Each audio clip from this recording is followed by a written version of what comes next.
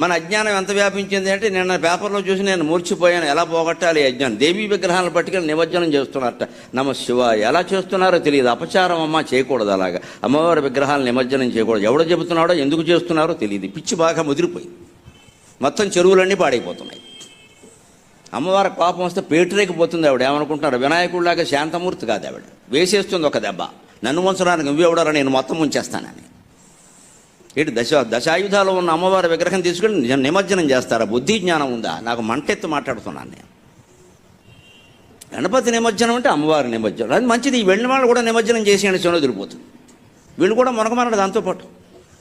లోకు కట్టేశారండి వ్యవస్థను. ఇక్కడ అమ్మవారి విగ్రహాల నిమజ్జనం ఏంటండి? ప్రతి పూజకి నిమజ్జనం ఉంటుందా?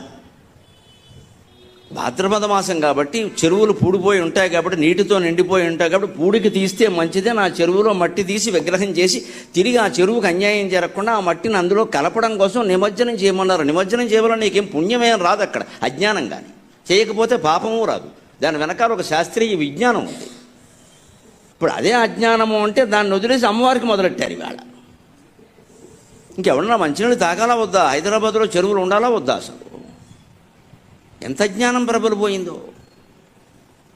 మనం చెయ్యకూడదు, చేస్తే ఖండించాలండి ఖచ్చితంగా. నాకేం మొహమాటం లేదు. ఇక్కడ మతం అంటే గుడి నమ్మకం కాదండి. ఇక్కడ అన్ని విగ్రహాలు పట్టుకొని నిమజ్జనం పెట్టండి. ఎక్కడి నుంచి వచ్చింది ఇది? ఇదే మడ్డి మడ్డి మడ్డి. అసలు తత్వం వదిలేసాం మనం, తత్తుకొడుకులో తయారయ్యాం. దాన్ని ఏదో పట్టుకోవడం, ఆ చీర పట్టుకోవడం, ఆ నిమజ్జనం పట్టుకోవడం, ఇంకంతా ఊరేక్కడ. ఇక్కడ లడ్డూ పట్టుకోవడం, వేలంపాటు పాడుకోవడం. తత్వం వదిలేసాం. ఆ తత్వమే యోగ వాసిష్టం.